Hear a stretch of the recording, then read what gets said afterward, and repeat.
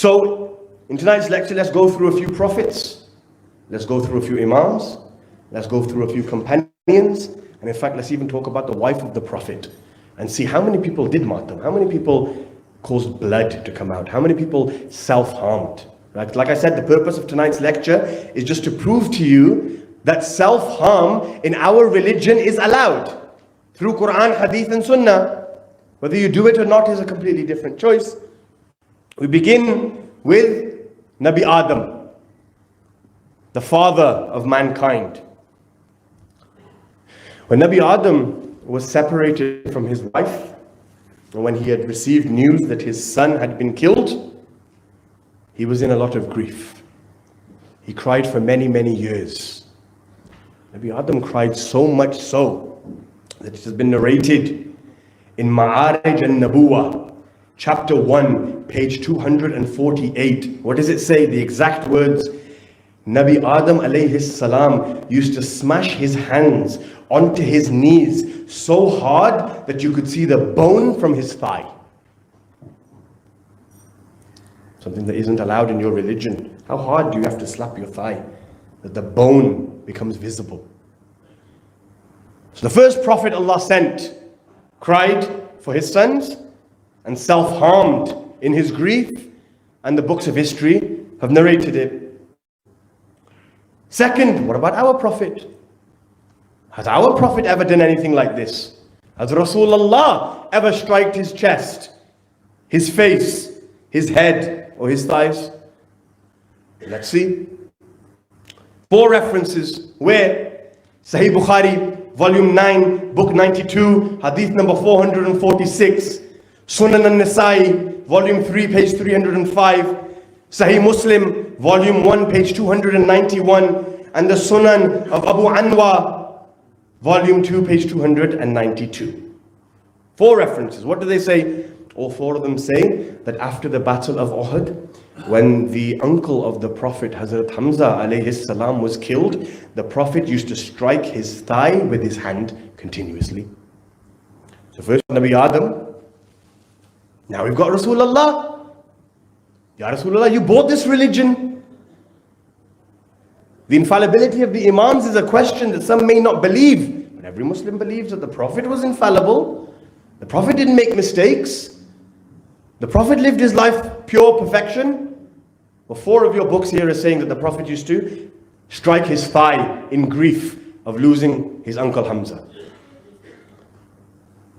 Again, Ibn Hajar Asqalani in his book Fath al-Bari, volume 3, page 11 says what? Says that the Prophet striking his thighs over the grief of his uncle Hamza alayhi salam was what? His words are, was the permissibility of a man striking himself. The Prophet striking has become the sunnah of this Prophet. So what? The Prophet struck his thighs. Who else? What about Amir al-Mu'mineen? Did Imam Ali ever do matam? Did Imam Ali ever grieve? Did Amir al-Mu'mineen ever slap his thighs or his chest?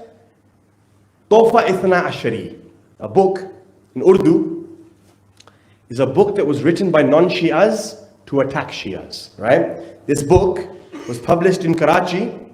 It's called Tofa Ithna Ashari. So those who believe in 12 Imams, here's a gift for you, right? We are now using that same book that they've gifted to us to prove to you that self-harm is allowed. Scholars of Iran have already refuted this book anyway, but it's called Tofa Ithna Ashari. Majority here can read Urdu. I recommend you read it. Tofa Ithna Ashari, page 523 says what? Says that when Amir al-Mu'mineen lost his beloved wife, Sayyidah Fatima, he used to strike his thighs repeatedly after death. Okay, so Ibrahim's wife is slapping herself. Our Rasul, peace and blessings on him and his family, is striking himself. Nabi Adam is striking himself. Nabi Yaqub is crying continuously for the loss of what? Separation of his son. Imam Ali, on hearing the grief of his wife leaving this world, is striking his thighs. Next question, did any of the Sahaba ever do this? Right?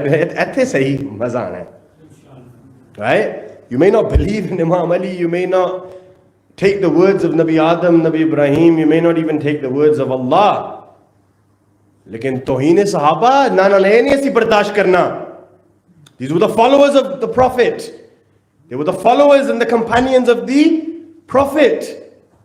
Imam Hussein says on the day of Ashura, I had companions even my grandfather didn't have. My followers, my ashab, were greater than the ashab of my Prophet. Have they ever done anything like this?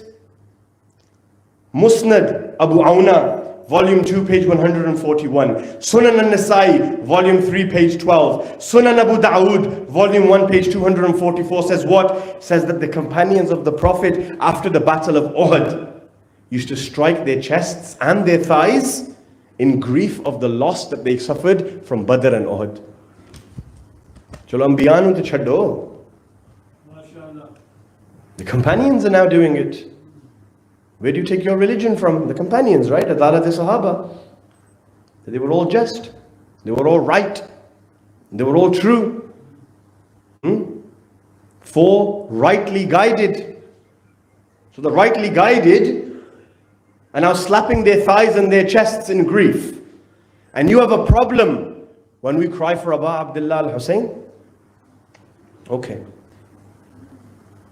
Next, the second Khalif of Islam. Has he ever done anything like this? Kanzul Mal, Volume 8, page 117. It's an English lecture, but I wish I could read in Punjabi sometimes. Says what? Says that he placed his hands on his head and he used to cry and scream over the loss of his friend. The second Khalif has lost a friend and he's hitting himself and crying, but we lose the grandson of the Prophet and you have an objection when we hit ourselves? Next, the wife of the Prophet. Like I said yesterday, Adda deen tusi kitho lende ho? Not from the Prophet, not from the Sahab, from the wife of the Prophet. Has the wife of the Prophet ever done this? Yes. Where? Tarikh Tabri, Volume 9, page 183. Ibn Kathir in Al-Bidayah wa Nihaya, Volume 5, page 420. What does it say? It says that after the Prophet had departed this world, his wife Aisha used to slap her chest and her face in grief over the loss of Rasulullah. Over grief and loss of Rasulullah. When the third Khalif died, his wife and his daughter used to slap themselves over the grief of the loss of the third Khalif. So there's many examples. One more and then inshallah we'll end. Awais al-Qarani. Everybody knows the story of Awais. I left it to last. Awais al-Qarani was who?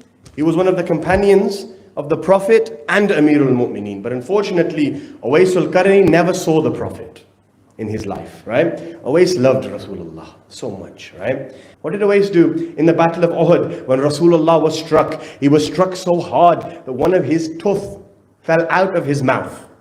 The Prophet then fell unconscious. When the Prophet fell unconscious, the Muslims began a rumor saying, what? Rasulullah has died. Run. Nikolaito, run. The Prophet has died. Amirul Mu'mineen was one of the only ones that remained loyal with the Prophet, to the extent that Jibreel had to come down and say, La fata illa Ali wa la sayfa illa dhul fiqar. There is no brave youth like Ali, there is no sword like the dhul fiqar. But when Awais heard, not seen, heard, that my beloved messenger was struck on the mouth and caused pain and fell unconscious, Awais picked up a brick. What did he do? He smashed one of his teeth. The moment he smashed one of his teeth, he thought to himself, hold on, what if it was this tooth that fell from the Prophet and not this tooth? So he smashed this one. Wait, what if it was the bottom? Smashed that one. What about the side? To the extent that the hadith that are narrated says he smashed all of his teeth. If causing pain to yourself, self-inflicting harm, blood being released, if this wasn't allowed, Awais al-Qarani is doing this. Who is Awais? Rasulullah says, give my brother Awais my salam.